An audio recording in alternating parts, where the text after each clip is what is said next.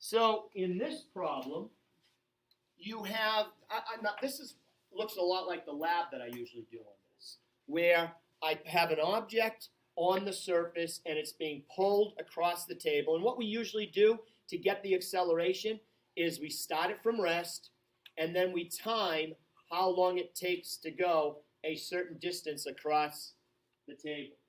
That way I know my VO is 0, I know the time, I know the displacement. With those three facts, I can solve for the acceleration across the table. And then I can figure things out based on that. So with this problem, what I'm going to do first is I'm going to try and identify all the forces on each individual object. And then I'll look at the object as a whole, as if it's one object moving. Now, when you have a pulley, like this kind of a pulley, it's not giving you a mechanical advantage, which means that if this goes 1 foot to the right, that's going to go down 1 foot, which means that whatever the acceleration is there, it's going to be the same acceleration there. Now, if it was a pulley that was giving you a mechanical advantage, it might be like the acceleration here might be half of that, or it might be a third of that. But this type of pulley is just changing the direction. So if I put all my forces on here, I'm going to have that this object right here is going to move to the right because it's connected by a string, and the tension in the string is going to make it go to the right. So I am going to draw the arrow that represents the tension in the string. Now, the tension, which is the only force on this object, has to overcome the friction. And I know this friction because I told you not to do problem 55, but to do problem 56. And 56 has a coefficient of friction. So if it has a coefficient of friction, then there's going to be friction. So we're going to have, in the opposite direction of motion, friction. Oops.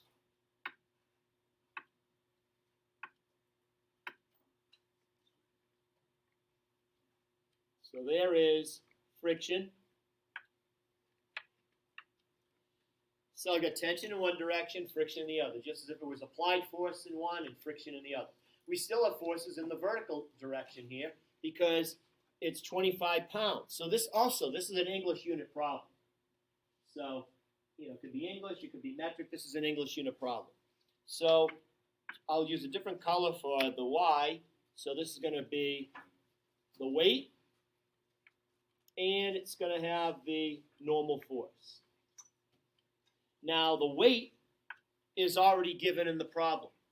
The weight is given as 25 pounds. So this right down here is 25 pounds.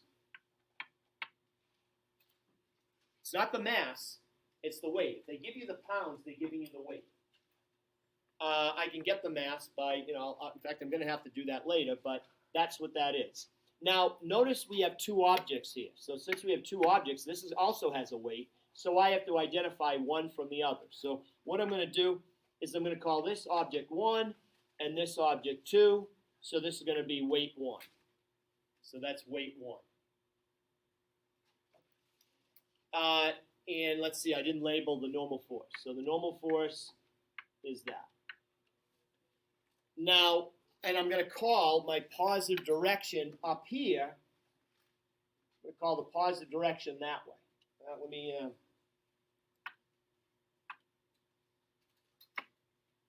So we'll say that's the positive direction on the table. Now, off the side of the table, vertical motion is happening. And whatever the tension is here, it's the same tension throughout the whole string. But you might say, oh, the arrow's going that way, so that means the arrow would go down, because if I just continue it, it would be down. No. The tension is going to be up.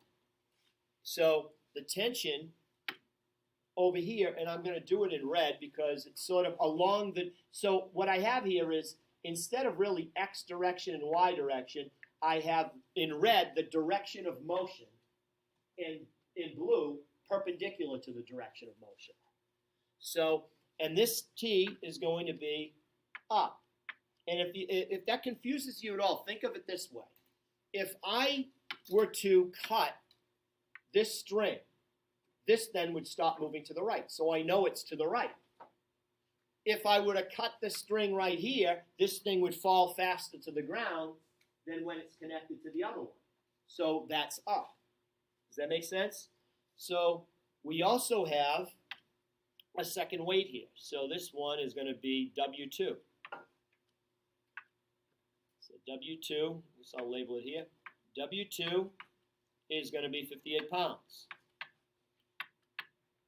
What we also know in the problem, which was given, is the mu. So the mu is 0.300. So that's the coefficient of friction. So there's your picture. Any questions right now with the picture? So what I'm going to do now is I'm going to write my descriptive equations. There's actually 4 descriptive equations that I can write here. So the first one I'm going to do is summing up the forces on object 1 in the x direction. So I have to use all that because I've got 2 objects and I have an x and a y direction. So if I sum up the forces on object 1 in the x direction, who can tell me what my equation will be? Look at the picture. That's how you do this. You read it off the picture. So what would be my mathematical, yes. Yep, T minus F equals MA. But since there's 2 M's, I have to put M1A. Now, if there were 2 A's, I would have to put A1 also. But the A, in this type of problem, the A for this is going to be the same as the A for that. And I call positive to the right here. Actually, for this object over here, it's going to be down I'm going to use down as the positive direction. Now, I know I'm not using down as the positive direction over here, but this is my direction of motion. So I don't want to be calling that, let's say it's 5 meters per second squared, and have to say that's minus 5 meters per second squared. I want it to be the same value on both of them. So that's why I call down positive, because that's the direction of motion. So now I'm going to sum up my forces on 1 in the y direction, and who can tell me what that equation is going to be?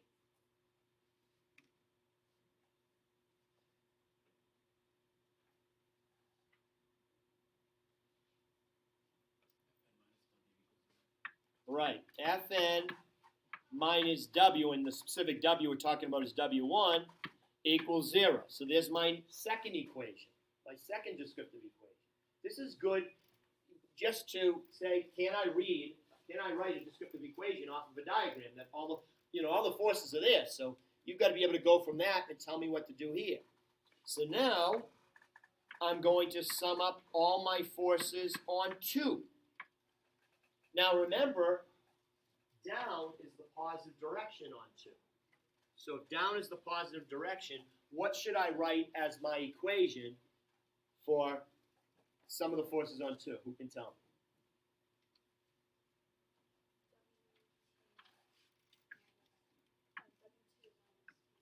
me? Good. W2 minus T equals, no, it's going to equal MA. And the A, though, is the second M. I mean, the M is it's M2, not just MA, because we got 2 masses here. Everyone following me so far? Now, I have enough information there to solve this problem, because I can write, since I know W1, let me do it this way. Since I know W1, I know Fn. And if I know Fn, I can get friction because I also know mu. So I know that. I have W1, so I can get M1. So I know these 2. I don't know A and T. But down here, I know that, and I know that. So I don't know, again, T and A. I've got 2 equations with the same 2 unknown variables. So I can use one and substitute it into the other if I want to eliminate it.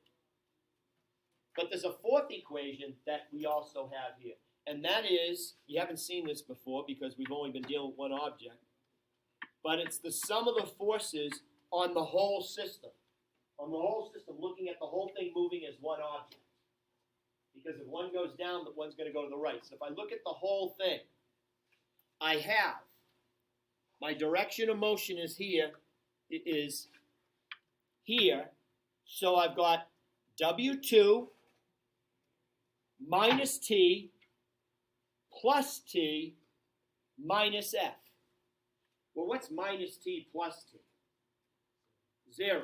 So I can ignore these two and just look at the ones on the outside. So my equation is going to be W2 minus friction equals, now we're talking about the whole system. So I'm talking about all the mass being moved by those two forces. So it's going to be M1 plus M2 times A. Now, because I now know that equation, look at what I have here. I know what W2 is. I know I can get friction because I know Fn will be W1, and I know friction is mu Fn. So I can get this, I can get that, I can get that and that to solve for A. Because I just have to calculate some of those things. So by using this equation, I don't have to do two equations, two unknowns. In the last class, what I did was I used these two equations right here.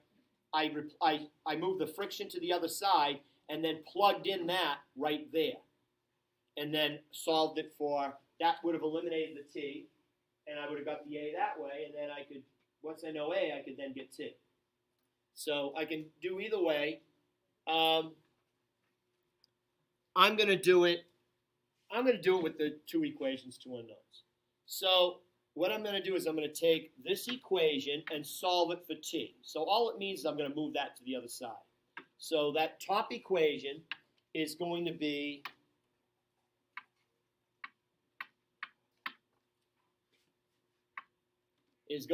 T equals M1A plus F. So I'm going to now take this and substitute it. So I'm going to take that and substitute it there so that I won't have T in the equation anymore.